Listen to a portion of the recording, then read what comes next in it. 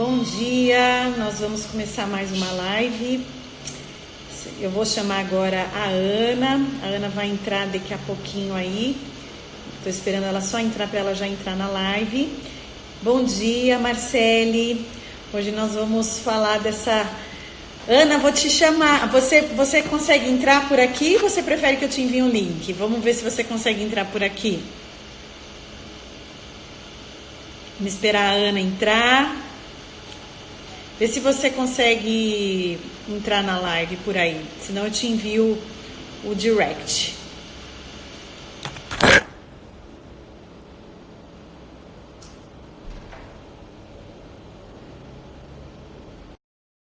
Agora vai dar certo. Bom dia. Vamos esperar a Ana entrar. Ah, deu certo, que legal!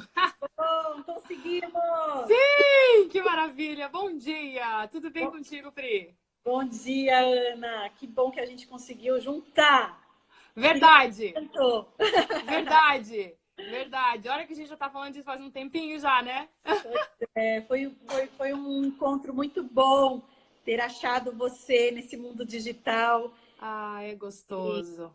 E eu adquiri isso aqui, ó. Isso aqui, ó. Livrinho Contos que Curam! Isso aí! Isso aqui é preciosidade, gente. Contos que curam. Isso. Super recomendo. Por isso que veio essa ideia de fazer a live com a Ana, né? Aham. Ana, conta um pouquinho aí do seu trabalho tão admirável, o que você passa, o que você ensina, como que é o trabalho de contoterapia, é uma coisa que às vezes as pessoas não entendem muito, né? Sim, sim. Legal. Primeiro, muito agradecida pelo espaço, pelo convite. Nossa, que prazer poder papear contigo. Eu adoro te acompanhar, adoro ver o que tu fala. E, nossa, tá aqui com você é tão legal. É recíproco, é recíproco. Eu, quando posso e vejo que você está ao vivo, eu também entro. Porque sempre essa troca aqui é boa, né, É gente? gostoso. Às Esse vezes a gente saber ouve uma coisinha que cai a ficha, né? Esse saber compartilhado é maravilhoso. É uma delícia. Então, eu sou a Ana Rosseto, eu sou contoterapeuta, eu trabalho com histórias e contos. Eu crio contos terapêuticos. Eu cheguei nesse lugar de conterapia porque, na verdade, eu não fiz nenhum curso de conterapia. Foram várias situações que eu falei, nossa, isso que eu faço, no final das contas, a melhor coisa que descreve o que eu faço é contoterapia. E aí eu falei, então é ecoterapia. E comecei a desenvolver a metodologia. E uma das coisas que eu percebo, assim, que eu percebi dificuldade nisso, é uma métrica, é um artigo publicado, é alguma coisa que desse embasamento. Então eu falei, eu preciso abordar isso de uma maneira um pouco mais acadêmica, talvez. E aí eu comecei a realmente registrar a metodologia de criar contos com esse objetivo mais terapêutico. Isso vem da onde? Veio. Eu não cheguei na contação de história pela contação de história. Eu cheguei na contação de história por causa da terapia, por causa de. Porque eu sou formada em reprogramação biológica. E aí, eu e meu marido, a gente fez isso para poder resolver os conflitinhos ali do dia a dia. O dia que a gente virou pai e mãe, e daí a gente falou: Nossa Senhora! As coisas brotam! O que você faz? Né? Porque, tipo, é febrinha, é dor de dente, é diarreia, é não sei o quê, e daqui a pouco é alergia. Você fala, meu Deus, não venço esses negócios. Aí a gente recebeu um convite para fazer. E a gente acabou fazendo várias terapias. Não era nada no sentido assim, algum trauma psicológico, era realmente dificuldades pontuais, assim, talvez até de amadurecimento. Muitas eram de amadurecimento e percepção de mundo. E aí a gente recebeu um convite num casal amigo nosso, ele é professor de reprogramação biológica, e lá você vê nova medicina germânica, lá você vê constelação familiar sistêmica, PNL, enfim, você tem vários módulos ali nessa formação. Adoro. Então. E foi uma baita mudança de percepção de mundo, sabe? Você não colocar mais doença como se... Não polarizar mais doença como se fosse uma coisa ruim, que você precisa combater. Então, essa mudança de mindset, ela é... Ju, você recebeu o livro, desculpa, que bom! Marcele, obrigada por você ter entrado e dar um apoio. O que nós vamos falar dessa oficina daqui a pouco? Ó a responsa. Mas deixa eu voltar. Aí, Eu falei, nossa, ser pai, ser mãe, eu tava me dando conta que essa mudança de percepção vinha muito pra presença, sabe, Pri? A qualidade do bem-estar, da harmonia familiar, estava muito, muito diretamente ligado com a nossa presença. Com o quanto a gente se conhecia, com a forma como a gente reagia para os eventos do dia a dia, né?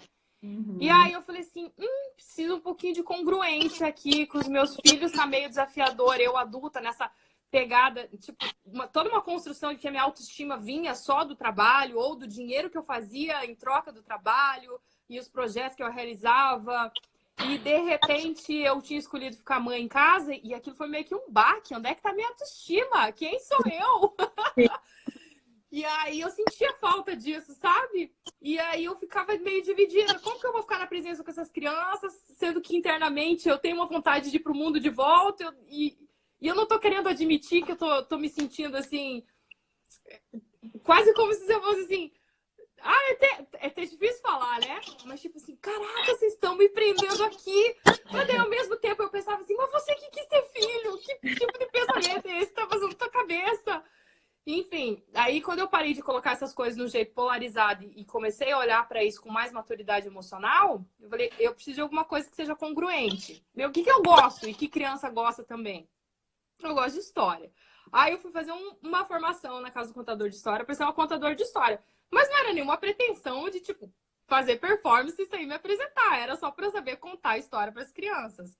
E aí o que aconteceu foi que lá na reprogramação biológica a gente percebe os conflitos, as doenças, a gente busca entender que tipo de percepção de mundo que a gente teve, quando que foi o momento traumático, inesperado que a gente viveu, e a gente reprograma, porque neurologicamente as crianças até uns 7 anos ali, elas são todas no hemisfério direito, né? Toda emoção. O hemisfério esquerdo ainda está coletando um monte de dados ali para ele poder começar a ficar mais analítico, mais linear, enfim.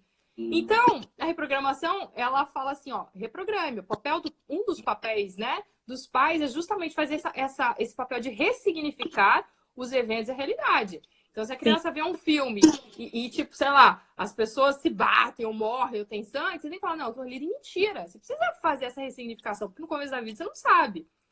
E aí, um dia eu falei assim, meus filhos estavam passando por um conflito, meu mais velho, e eu tava lá, fazendo a coisa assim, pela portinha da consciência, bem direta, falando pra eles, ó, filha, você tá sentindo seu território invadido, mas vamos aqui, e vamos garantir, o seu irmão é o seu companheiro, ele não tá competindo com... Enfim, eu tava fazendo todo aquele processo muito analítico, assim, sabe? Eu já quer saber, eu vou contar uma história, eu vou usar uma metáfora. Então, fecha a torneirinha aí, você tá seguro, seu espaço tá garantido, você só vai abrir essa torneira amanhã. Eu comecei a misturar, inspirado por causa da contação de história. Comecei a usar meu cérebro para metáforas. E foi muito transformador, porque, tipo, nunca mais ele fez xixi na cama. Daí eu falei, sério? Que demais! Nossa, que legal esse mundo de metáfora. E aí eu falei, existe um caminho aí. E aí eu comecei a fazer esse caminho. Aí quando eu voltei pro mercado de trabalho mesmo, eu sou formada em administração. E aí eu pensei... Eu também! Ai, que legal!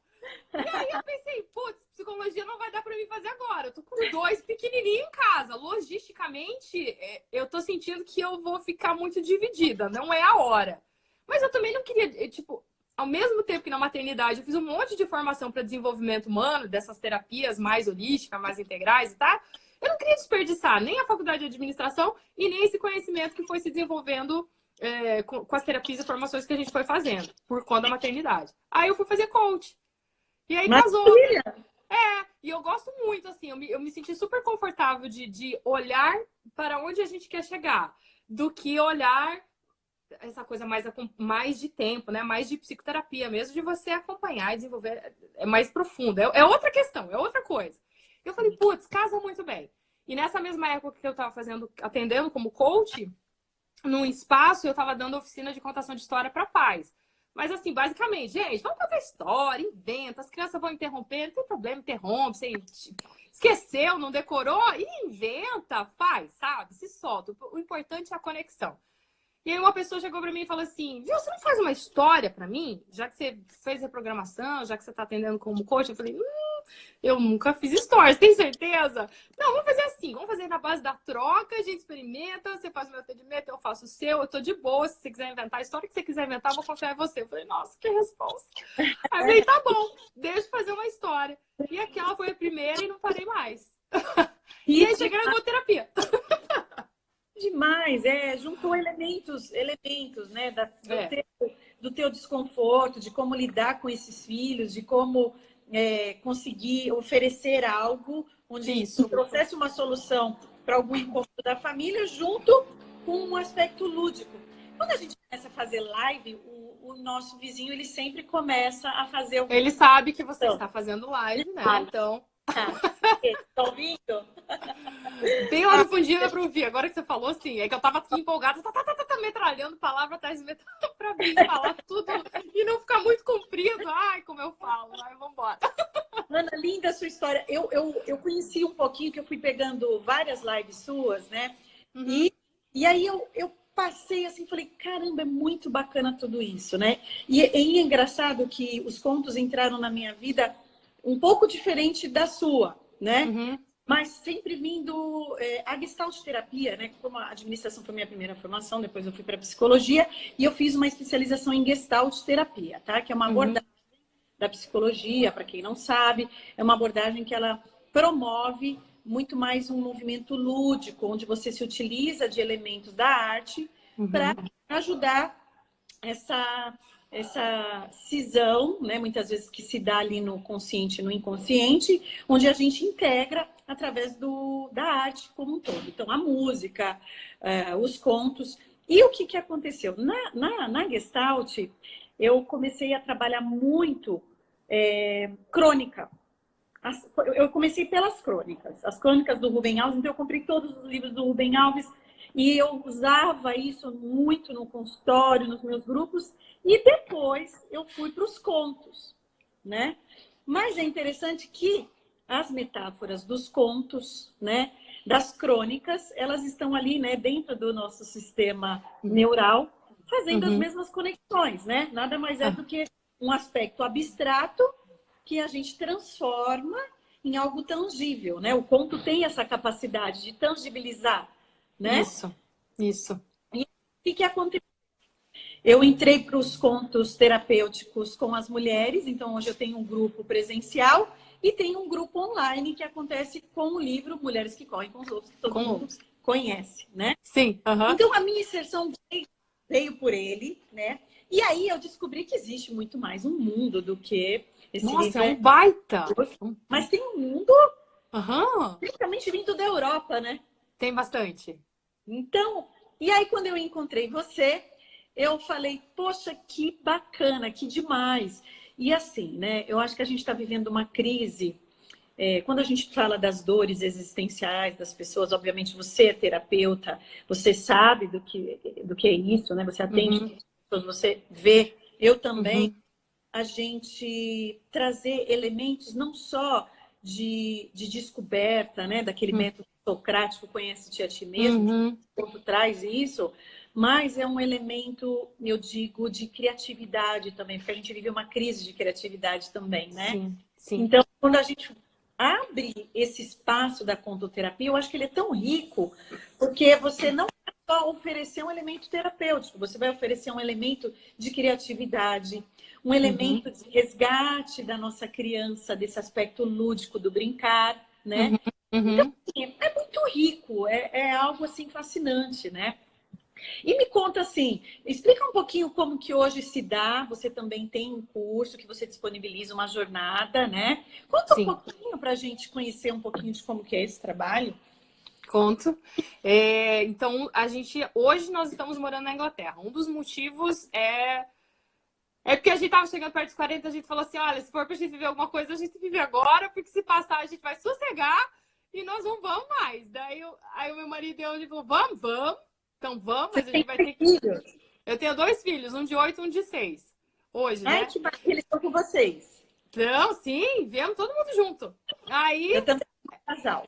Você tem um casal? Quantos Tem. anos eles têm? É grande já ou é pequeno? A Bruna é minha primogênita, eu tenho uma filha de 24 anos e o Pedro de 17. Jamais que eu ia dizer isso! 4-2. Já foi. Mãe nova, super nova. Ah, bom. Mas tá Sim. já. Já foi embora, já? É. Não, eu fui mãe tarde. Eu não tô perto dos 40, mas eu tenho um filho de 6. E aí... E aí a gente falou assim, não, agora, ou a gente vê ou a gente vê. E como...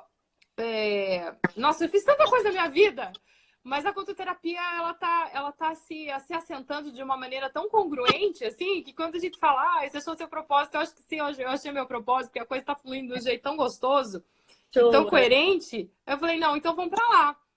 Ou a gente ia pra Irlanda, porque eu já morei na Irlanda e tem conhecidos e tal, ou a gente vinha pra cá.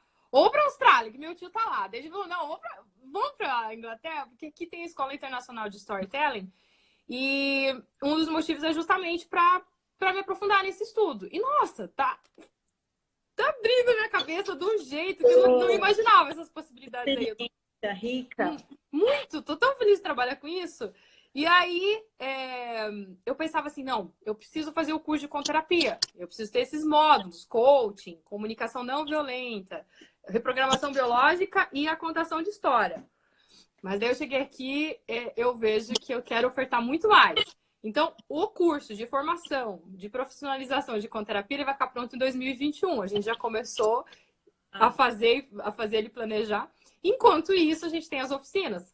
Então, como a contoterapia, como eu estou trabalhando, como vem sendo desenvolvendo e está ficando cada vez mais claro para mim como que é criação de contos. É trabalhar tanto a arte de criar quanto a arte de contar os contos, né?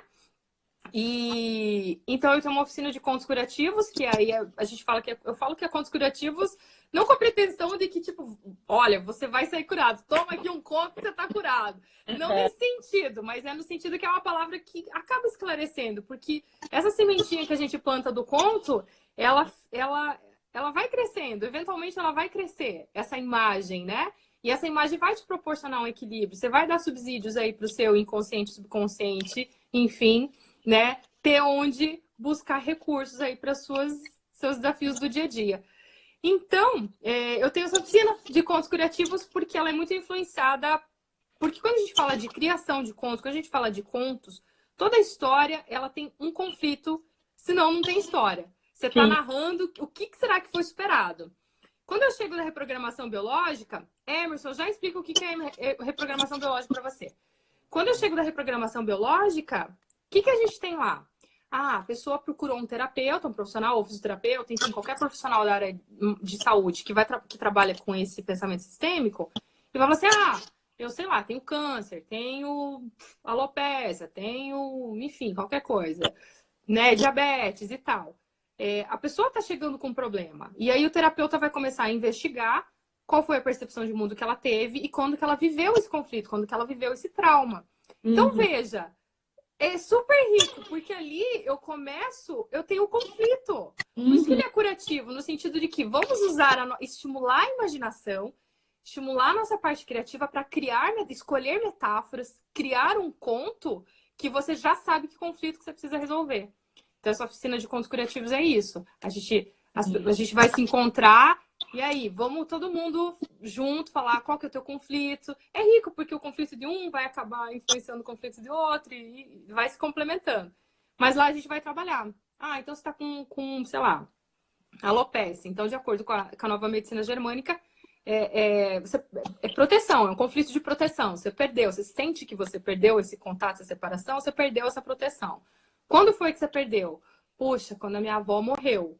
Então, vamos contar uma história para equilibrar isso? Vamos. E esse processo dessa oficina de você criar a história, você automaticamente vai colocar as coisas dentro de um horizonte de significados. Você vai precisar revisitar essa memória, esse fato, e você vai descobrir que você tem a oportunidade de olhar para ele de pontos de vista diferentes.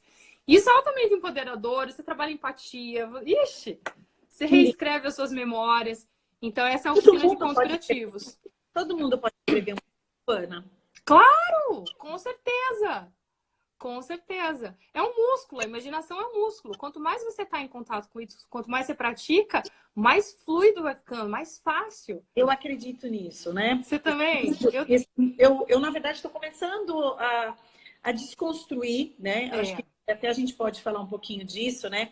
As crenças limitantes, paralisantes quanto a ser criativo, né? Sim. Eu tô começando a entrar um pouco nesse mundo da criatividade, né? Começando a estudar um pouco a neurociência em relação à criatividade. E acabou de chegar um livro aqui da Amazon, minha filha acabou de pegar, eu estou vendo ali. Eu comprei um livro da Julia Cameron, não sei se você conhece, que Não, fala. assim de nome, não lembro. Eu comecei a ler pela internet o livro, me interessei, falei, não, eu vou comprar o livro físico mesmo. E ela fala sobre esse aspecto das pessoas acharem que elas não são criativas, né? Que criatividade é para o artista, é para o escritor, é para o dançarino, e, a priori, toda mente ela é criadora, né? Por isso que eu perguntei, para a gente ampliar um pouquinho, que eu acredito que as pessoas têm essa dúvida, se todo mundo pode criar um conto, né? Eu trabalho como psicoterapeuta utilizando recursos que já pré-existem. Um dos Sim. recursos que eu comprei foi o seu livro, né? O livro que tem aqui várias outras profissionais, né? Isso. Pontos que curam, tá? Ó, a Ana Rosseto, ela organiza, né? Você organiza, né, Ana? Não, na verdade, como assim eu organizo? Não, quem organiza é a Claudine e a Flávia. As coordenadoras são a Claudine e a Flávia. Eu Tá. participo. Maravilha. Eu contribuí com uma oficina, que é a oficina da integridade. Tá. E assim, eu achei rico porque você provavelmente, essas pessoas que vão escrever os seus contos, elas pegam elementos provavelmente da vida delas, também, o olhar delas sobre o mundo e oferecendo ressonâncias para o grupo que vai se identificar com isso. Isso. E então, a priori, todo mundo poderia criar um conto. Seria isso. Sim, com certeza. Com certeza. Claro que se você é uma pessoa que já vem trabalhando nessa área, isso vai ser muito mais fluido, muito mais fácil para você. A coisa vai se dar mais rápida. Porque, como eu disse, é um músculo, né? Mas qualquer um tem, qualquer um pode trabalhar ele. Maravilha. Que bom, a Silvana Vaz Barbosa entrou. A Silvana, ela é uma seguidora querida de perto lá nas lives. Ela está sempre acompanhando o meu trabalho. E eu lembro que eu falei do seu trabalho para ela, né? Então, ó, conta aí um pouquinho do que você faz também. Continua falando. Agora, parece que tem uma pergunta, Ana, só Teve uma pergunta ali antes, deixa eu voltar. A reprogramação biológica. O Emerson perguntou, o que é reprogramação biológica?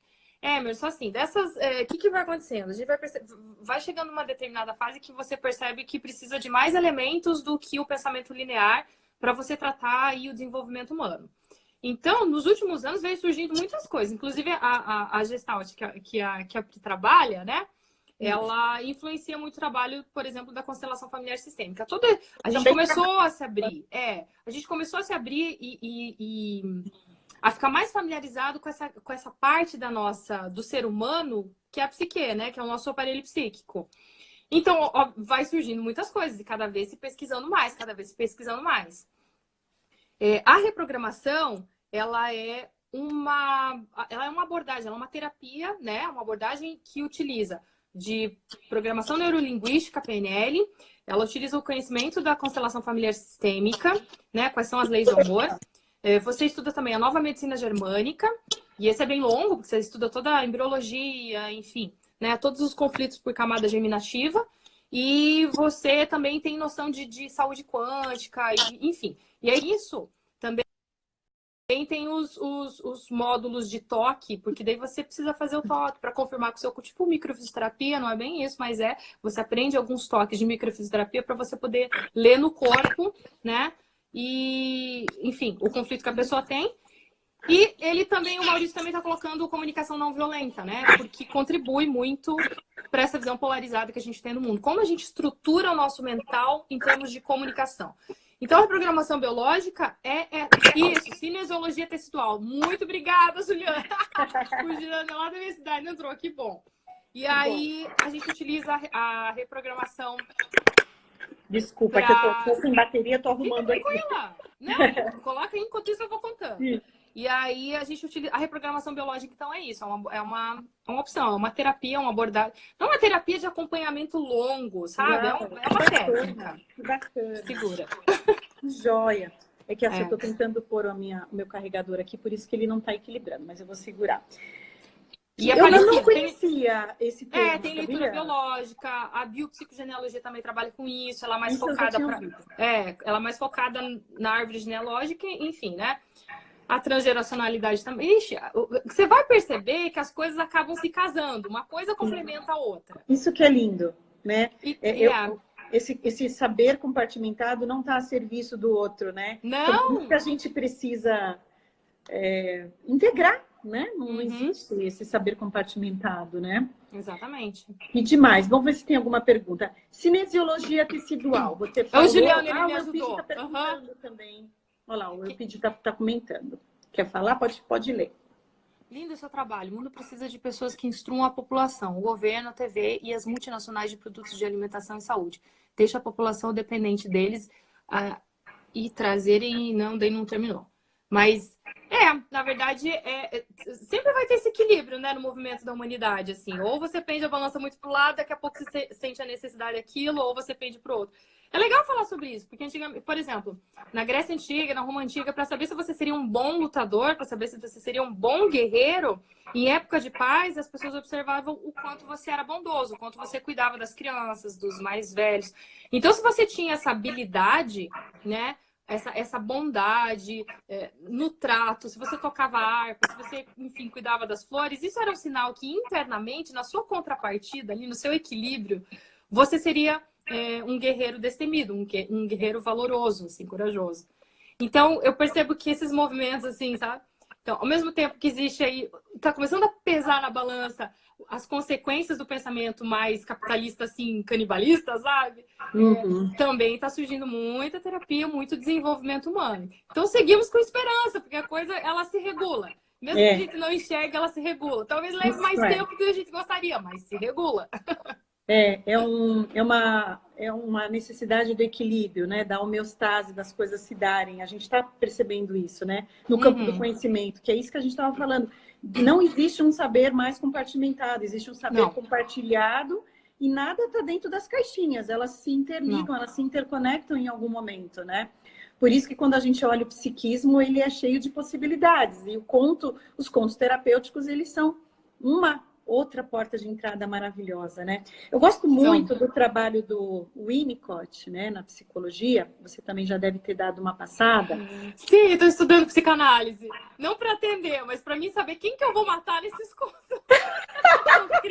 Eu vou matar quem que eu coloco, quem que eu não coloco. Aí eu falei, não, eu preciso estudar psicanálise, senão... O Winnicott precisa, por quê? Ele tinha a grande teoria do brincar, né? Na verdade, o que eu acho interessantíssimo no Winnicott, né? O Dr. Winnicott, ele é um psiquiatra que ele vai acompanhar 700 crianças, né? E ele vai trazer elementos da psique, do funcionamento do brincar, né? Nessa criança, né?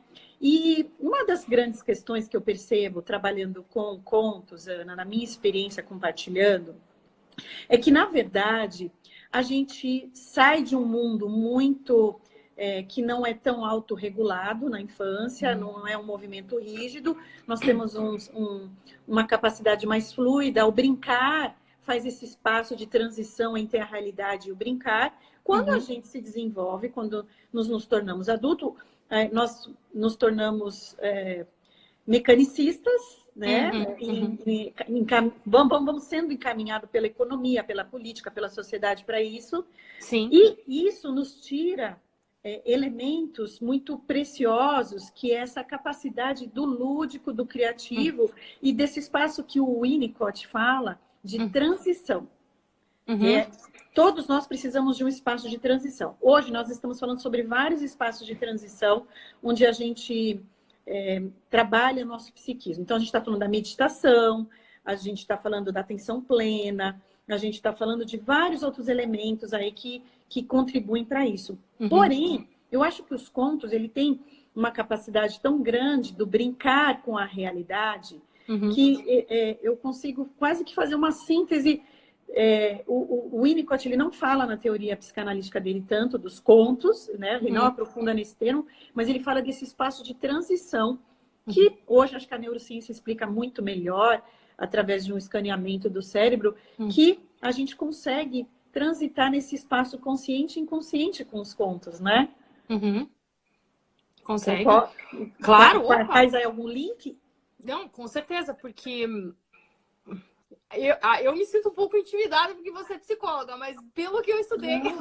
Não, não tem tudo a ver com o que você falou. Eu só estou trazendo essa parte da psicanálise, porque a contoterapia é um brincar, é o espaço de transição, sim, né? Mas o que eu ia te falar era, então o nosso aparelho mental, que é isso que eu fico meio intimidada, que se eu estiver falando alguma coisa errada, por favor, me ajude, que vai ser ótimo também.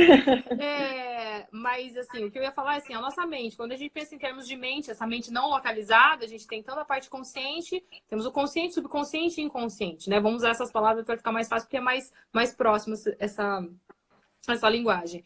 Então, o consciente ele tem uma capacidade de processamento muito reduzida em comparação com o inconsciente, que se fosse para falar um número de 400 bilhões de bits de informação por segundo, o nosso inconsciente processa, e disso o nosso consciente aproveita 2.000 bits.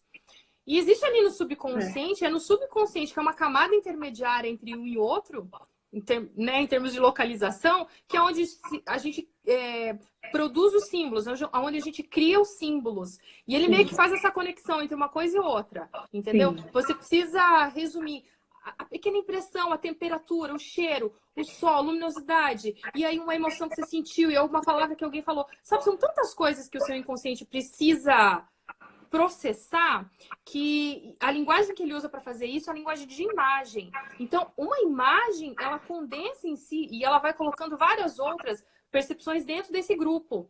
Então, por isso que é importante os contos. Porque os contos, quando você ouve um conto, enfim, quando você faz algum trabalho que você utiliza imagens, você trabalha aquela imagem, mas como consequência você trabalha várias outras imagens que estão associadas naquele seu símbolo, naquela imagem. Então, isso que você está falando dessa transição é fantástico, é uma ferramenta que nós conscientemente conseguimos usar, mas que a consequência dela, ela é muito mais profunda, ela é muito mais ampla. A gente não consegue mensurar isso. Não tem como lá colocar uma medida, né? Como a gente faz no pensamento linear para saber o quanto. Mas porque assim, a gente tem a realidade, a gente pode abordar a realidade de duas formas. Ou pela lógica, que é o que vem sendo valorizado há muito tempo, e a gente está vendo que só isso está tendo consequências quando você não valoriza a intuição e, né, hemisfério. E a intuição. E os contos, a imaginação, eles trabalham essa maneira de você abordar a realidade. Não, você não tá louco. Segue, presta atenção, como que você funciona, o que teu corpo tá sinalizando para você. A gente tá tão desconectado e alienado dessa nossa capacidade, dessa nossa ferramenta de interpretação de realidade, que às vezes a gente acha que não, que isso é coisa do além, que isso não... E não é! Tá ali, é uma ferramenta que você pode usar. E aí, se a gente consegue desenvolver isso mais, esse fluxo de informações aí vai acontecer com mais facilidade. Não sei, falei um monte. Não, tudo conexo, né? Eu acredito que isso que você traz, né? Desse consciente, inconsciente, onde nós somos recrutados muito mais às ferramentas do consciente, porque a vida tem instrumentalidade, a vida é objetiva, então é a mente consciente sendo recrutada o tempo todo, porém, a maioria das grandes escolhas da vida, né? Escolhas que elas vão reverberar na nossa vida mesmo, elas são feitas no inconsciente. E aí, eu acho que a riqueza do conto está exatamente isso, né? De ir lá no profundo e tirar elementos desse inconsciente que não estava assim tão disponível, nítido para a pessoa, né? E a pessoa, tive um insight, cai né? uma ficha.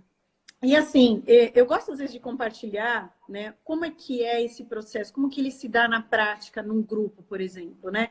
As mulheres que eu tenho lá dos grupos presenciais, da Mulheres que Correm com os Lobos, né? Algumas me falam coisas muito interessantes, como, por exemplo, tem um conto provavelmente você conhece, da Vasalisa, né, no Mulheres que Correm com os Lobos.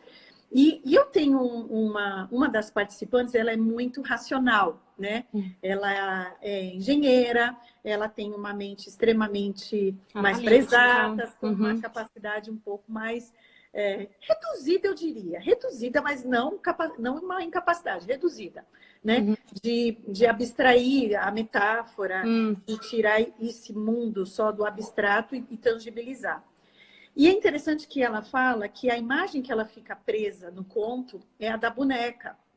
que é exatamente o elemento psíquico que falta para ela, no conto, para ela integrar o racional, aquele elemento racional tão precioso, tão importante para a vida, que a gente precisa, com os elementos que ela precisa de algo mais do inconsciente, para a vida dela ter um pouco mais de fluidez, né?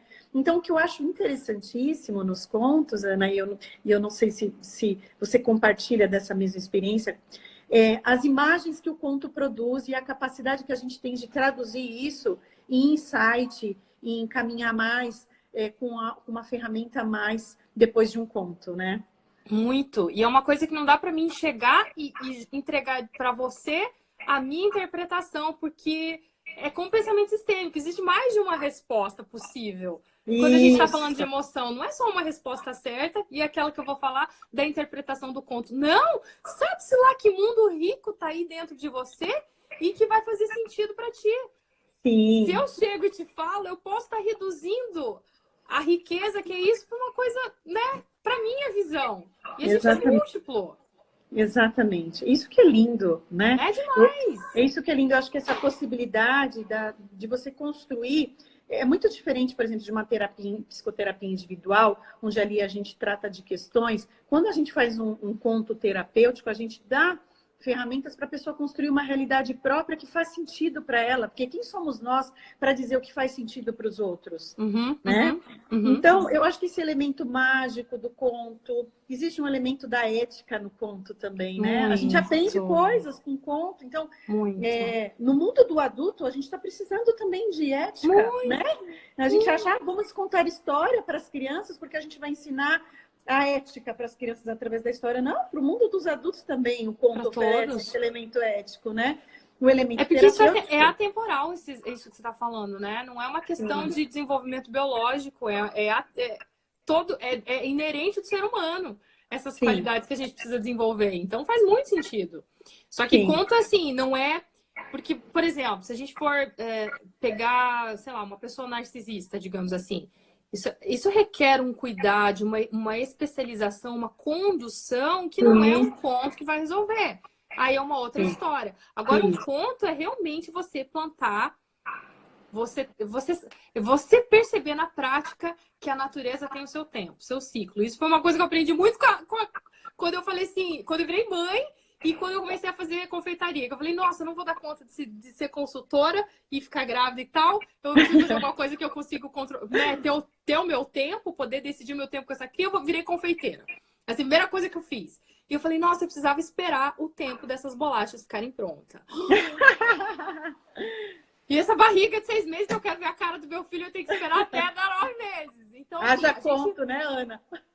E querendo ou não, a gente é altamente estimulado. Toda hora você tem um iPhone novo, enfim, um celular novo, você tem um computador novo. A gente é altamente estimulado para essa rapidez. A gente está se desconectando do tempo das coisas. E o conto, ele entra neste momento. Ele é uma opção para a gente plantar uma semente e perceber que a gente lá na frente vai colher as coisas. Então, é lindo, né? Nós somos duas suspeitas para falar disso, né? Verdade, a gente ama isso. A gente duas apaixonadas falando da mesma coisa, né? Não tem ninguém para discordar da gente aí, né? Aí não é. Tomara. Mas eu vou ler só um comentário aqui, a Silvana está falando, ó, o conto tem me curado. Que lindo, Sil, né? Mulheres que correm com os lobos. Eu acredito, né? Quando a gente fala que um conto cura, é porque ele é terapêutico, né? Isso. Então, tudo que é terapêutico, que promove bem-estar, que promove insight, reflexão e mudança. Autoconhecimento, mudança, transformação. Transformação, então é terapêutico. Então, a gente tem essa palavra um pouco, às vezes até forte, esse conto me cura, porque realmente é um conto que cura, um conto que transforma, um conto que produz, né? Mudança do pensar, mudança de conduta. Precisa ter as duas coisas, né? Sim, até vou fazer um comentário disso. Né? Posso? Pode? Não sei se eu consegui. Tá.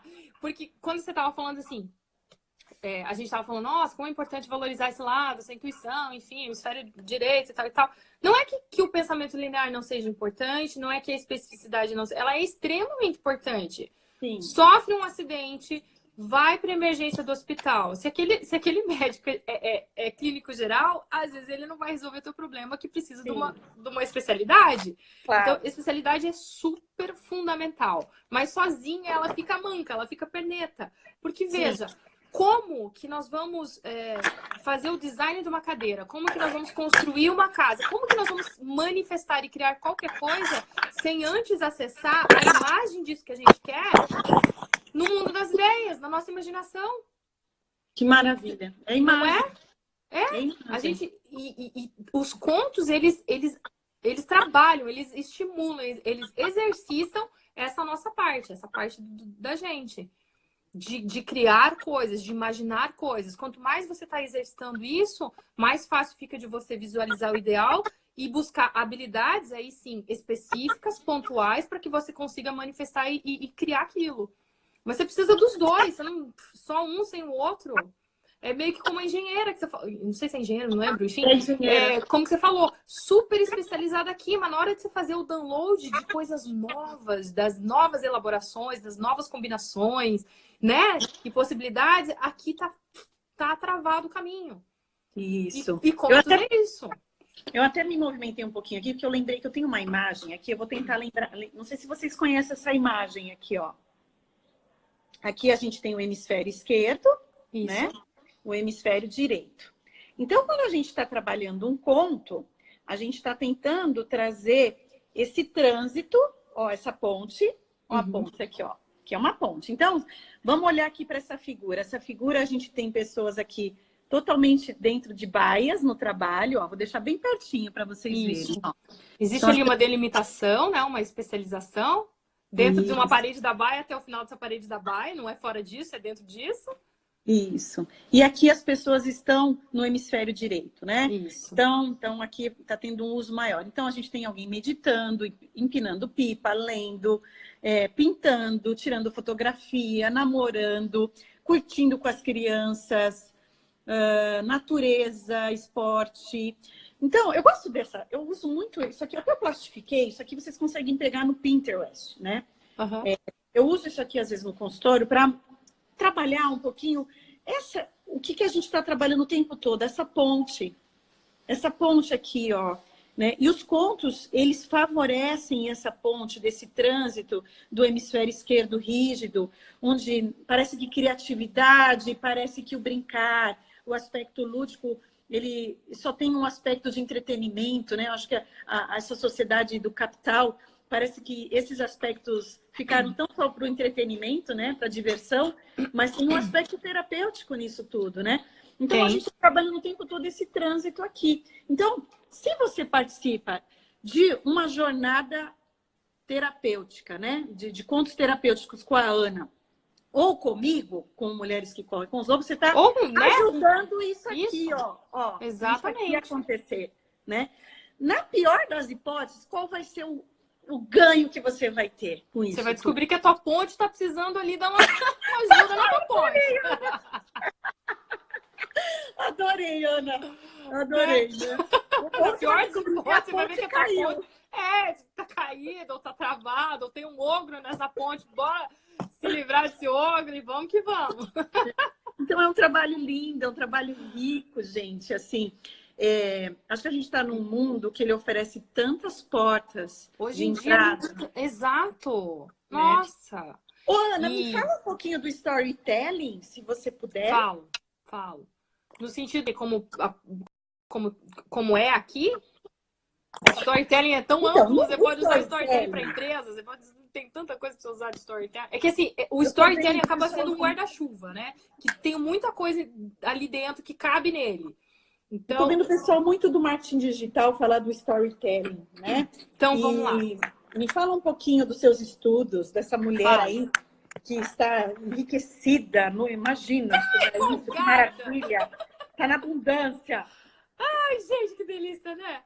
Então, deixa eu só fazer um parênteses. Você viu que a gente acabou de ter um exemplo prático de como as imagens, a Pri usou uma imagem como uma metáfora para explicar um processo para você. Gente, você acha que você não precisa de conta? Aí, ó, o exemplo prático. Ok, deixa eu voltar aqui para o storytelling. Então, o storytelling é como um guarda-chuva e tem muita coisa embaixo dele. Uma delas é o pessoal usar no marketing. Por quê? Nosso cérebro, ele funciona, ele está conectado para as histórias. Teve histórias, primeiro que é uma forma de aprendizado, né? Mas a gente, principalmente, por isso que ele está conectado com isso. Então, o pessoal do marketing já se deu conta. Nossa, se eu conto uma história para vender um produto, eu vou conseguir, né, transformar o lead, transformar a pessoa que estava interessada numa pessoa que vai ser um comprador. E por que isso acontece? Porque a gente tem curiosidade para saber o que vai acontecer na história, que tipo de história que é. Bom, esse é um enredo, essa é a parte mais superficial. No fundo, a gente se interessa por histórias porque a gente quer saber como que aquele personagem superou aquele problema. Então, o pessoal de marketing já sabe isso, ele oferta a transformação. E essa transformação não é externa, não é o que está sendo falado fora da história, é uma transformação interna. O que o personagem precisou abrir mão na vida dele, né, do ponto de vista dele, em termos de crença que estavam limitando ele e que conduziram ele até determinado ponto que fala, putz, não está dando certo, ou eu mudo, ou a coisa vai continuar dando errada. E aí, internamente, esse personagem muda, que é o ápice ali da jornada do herói, da contação, e aí ele muda o mundo dele, enfim, passa lá pelos portais e tudo, e volta para o mundo normal, modificado. Então, a pessoa já percebeu que se você conta isso, seu cérebro automaticamente vai ficar ligado. Entendi. E aí eles narram, né? Assim, em termos de marketing digital, a gente utiliza isso para isso. O storytelling dessa forma. E o efeito para vender. Tá. O efeito terapêutico do storytelling em grupos, em atendimentos, como que isso se dá?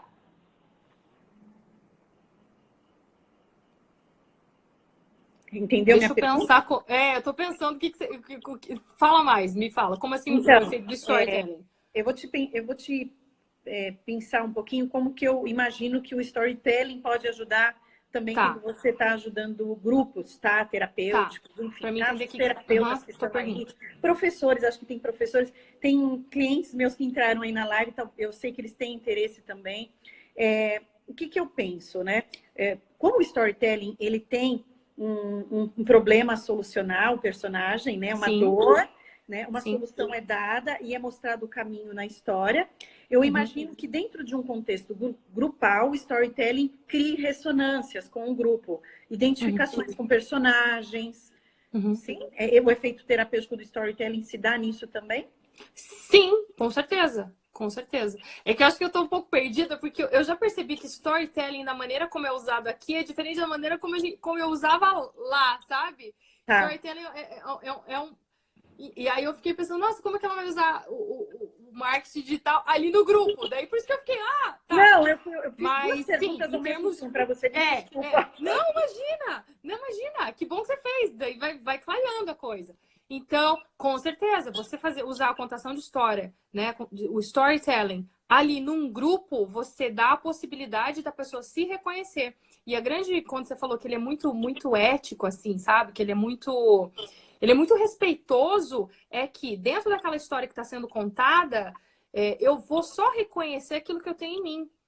Então, foi muito legal, porque inclusive no curso de conto-expressão, esse aqui, a Claudine, ela dá um conto que depois agora virou um livro, que é A Amendoeira Triste. Ela conta a história de uma árvore lá, enfim, que estava muito triste, daí veio um passarinho e ouviu que a árvore estava muito triste, e a montanha atrás dessa árvore falava assim, não, mas né, tal, incentivava ela, até que o passarinho contou que existia uma menina que tinha um problema e não podia sair da cama, e a única felicidade dela era olhar pela janela e ver a amendoeira.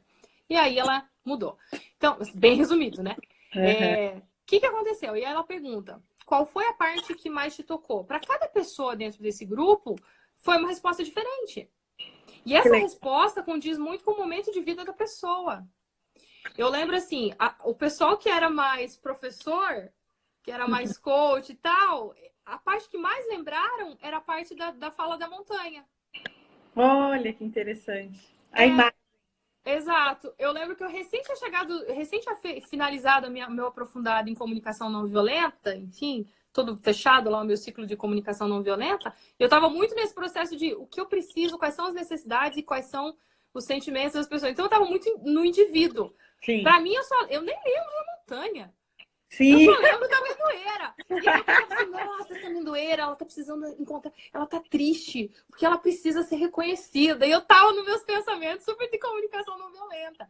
Então, assim, o storytelling, ele é mágico porque ele te dá uma oportunidade de ver refletido em você, refletido ali na sua frente, é um espelho, a resposta para alguma dúvida sua. E o detalhe, não tá falando diretamente para você. Porque e foi muito legal de ter começado a usar metáfora lá com os meus filhos, e eu vejo nos atendimentos. Por quê? Porque a pessoa, quando chega e me fala alguma coisa, ou nos grupos, eu não vou falar, olha, ó, sabe isso daí que você tá vivendo? Então, esse problema é um problema de ordem. Você está fora de ordem com a sua família. Então, do ponto de vista da constelação sistêmica, você precisa honrar seu pai e sua mãe. Uhum.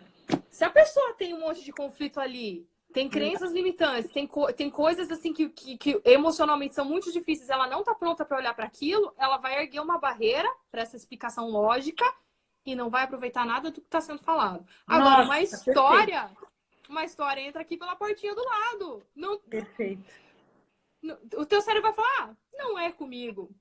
É com você sim, você só não tá sabendo. Que demais, Ana. Essa sua colocação, né? Do ponto como construidor de pontos dessa imagem que eu mostrei, mas o ponto como elemento que derruba a defesa, né? Claro. Derruba a defesa, derruba a crença mesmo, né? É interessante... Eu já tive casos onde cliente sentou no meu consultório e falou assim, minha vida está uma bagunça. E eu não sei por onde começar. E aí eu pegava o Rubem Alves, crônica Rubem Alves. Tem lá a crônica do Rubem Alves. E eu ajudei muitos clientes a entenderem que bagunça, às vezes, é para a gente olhar para ela. Não é querer só... Aí é o cérebro do lado... Se livrar. O lado esquerdo quer o quê? Né? Vamos tirar a bagunça da frente. E às vezes a vida da gente está uma bagunça tão grande.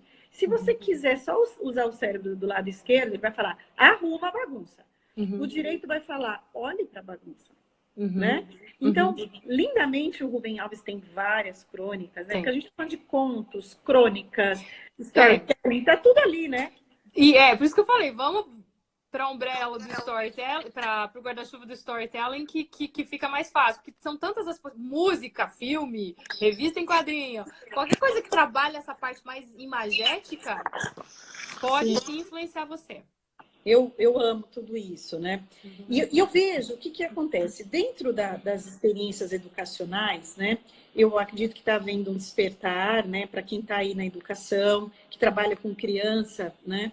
Dessa necessidade cada vez mais talvez sendo disseminada. Eu acho que as redes sociais, elas prestam esse serviço, os bons profissionais, que elas disseminam a necessidade da gente aumentar esse campo criativo da criança, né? Mas eu acho que a grande desconstrução, quando a gente oferece esse serviço, esses cursos como você, como eu, né? De oferecer para o adulto, na verdade a gente está favorecendo que vocês se reconectem com a sua criança. Com certeza. Parou de brincar e que está querendo arrumar a bagunça da vida. Porque a vida, às vezes, ela está uma bagunça mesmo e, na verdade, às vezes você não vai ter todos os elementos para arrumá-la. Mas se você conseguir categorizar, né, as peças da bagunça, é chinelo, é roupa, vamos categorizar. Não é assim que a gente arruma a bagunça? E a vida é outra coisa. Então, os contos, eles têm essa capacidade de ajudar as pessoas a trazerem um espaço imagético, sensorial. E sobre o aspecto sensorial, eu vou dar um depoimento pessoal que eu usei do livro Contos que Curam, né? E eu fiz uma oficina, já fiz 3. Eu preciso te mandar a foto, inclusive. Manda, né? as gurias vão gostar. Falando um pouco daquela do perdão. Da Marcele, sim, né? E lá, só para contar para vocês, né? Tem uma oficina muito interessante que ela utiliza um elemento criativo, são pantufas, né? São pantufas, né? Pantufas não, é propé, né? Propé. Ela dá essa sugestão para poder ficar mais prático, né? Mas, enfim, a pessoa pode adaptar para o que quiser. As oficinas que tem nesse livro, elas são super adaptáveis, né? Eu fiz São. algumas adaptações na que eu promovi, né? Sim, sim. Eu trabalhei outro tema que não foi exatamente o perdão, né? Mas o que eu achei rico nisso tudo, né? É essa possibilidade da gente criar um elemento de transição, que é isso que eu estou falando do Winnicott lá, da psicanálise, né? Uhum. De um elemento de transição sensorial, tá? Onde a pessoa entra em contato com algo, no caso dessa oficina, né? Que é Uhum. a menina dos pés. Opa! É a menina dos pés. É um conto muito bonito. É muito lindo, gente. Super recomendo. Deem uma olhada lá. Ela traz essa sugestão, né? Ela traz o conto, que é muito bacana. E você pode usar esses elementos que ajudam nesse espaço de transição, que seria... O que é o espaço de transição? Eu pego algum elemento que você ancora a pessoa, Uhum. um elemento, e ela consegue ali nomear as angústias através de elementos simbólicos, né?